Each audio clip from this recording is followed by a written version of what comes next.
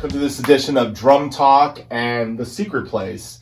And today's question is, how are you doing in the midst of this coronavirus, COVID-19 breakout that has put us all in our homes, stuck inside our four walls, and pretty much living a life of isolation for the time being all over the world?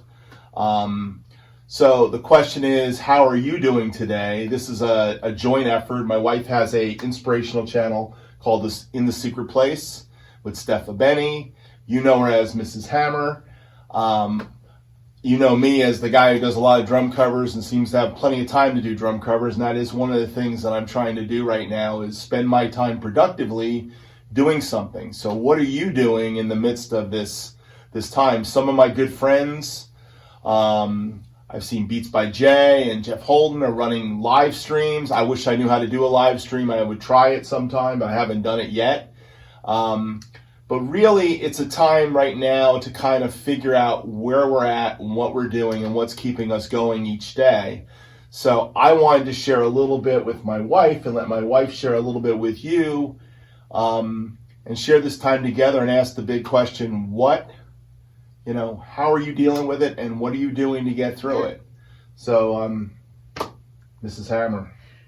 Hey, I just first want to say, this is the first time that I'm holding some drumsticks behind your very cool kit since like 89 or 90? Yes, we used to play gigs together. When you let me play that 2-beat, Mac the Knife, wasn't it Mac the Knife? I don't know, it might have been a polka, but...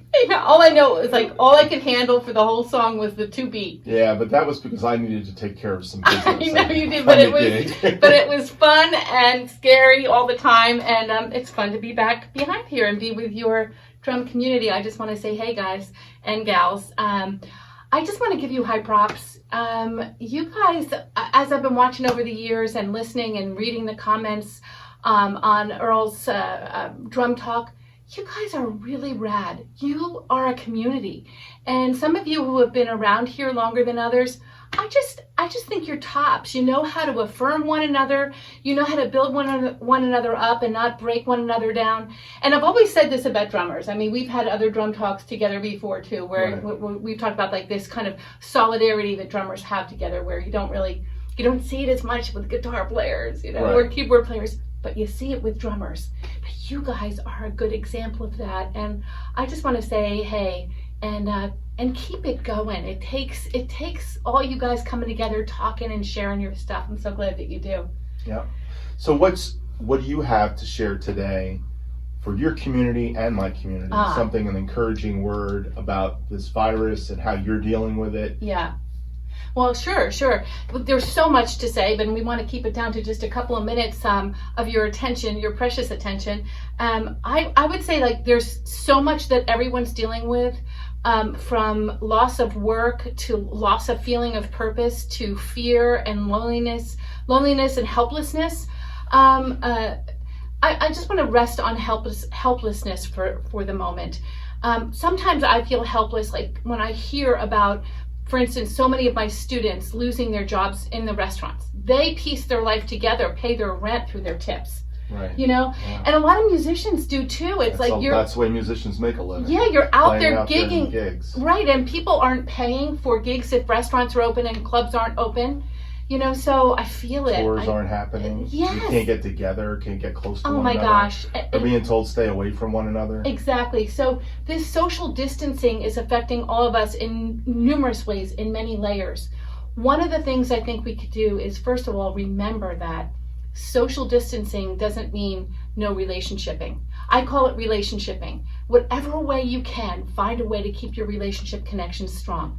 If you are sharing a computer now with 4 kids at home and your wife and yourself, or your husband and yourself, or your whole family, and you only have limited time on it, there's a hand with a pen and paper and stamps that works, right? Or how about bucket list stuff? Like you've always wanted to play the piano, or you always wanted to take up violin, or you have that old violin. Or you want to take a nap once in a while. You want to take a nap, right? I haven't gotten there yet. I haven't either. Because I can't seem to find that time. Getting all of our classes online at the university has been monumentous, the amount of hours that it takes. So naps hopefully will come at some point. Our jobs definitely have changed. Oh my gosh, so much. But I want to say that whatever you can do to mitigate against that feeling of helplessness, do it. Do it. Like I heard this morning about one of our big restaurateurs here in West Palm Beach. He owns like 18 restaurants. He had the worst week of his life last week when he had to lay off 650 restaurant workers, affecting 1,800 people, all of their families and whatnot. The man was crying on the video at the council, the town council. And what he did to help was he opened one of his diners, he kept it open, and he just kept the food coming curbside to restaurant workers who were out of work for free. Food, yeah. For free. Yeah. Now, that's awesome. That's a good word, use of the word awesome, right? That's great, right.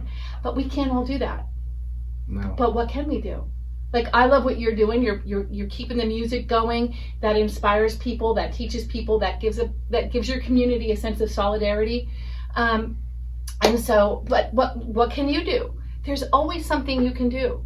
There's something I can do. I'm trying to talk to my community in the secret place about going to that place of faith and not fearing and encouraging one another, being honest with their feelings. I think to you guys too, it's so important while you're trying to be strong for everybody and you're trying to stay in a healthy, good, strong mental health, place of mental health.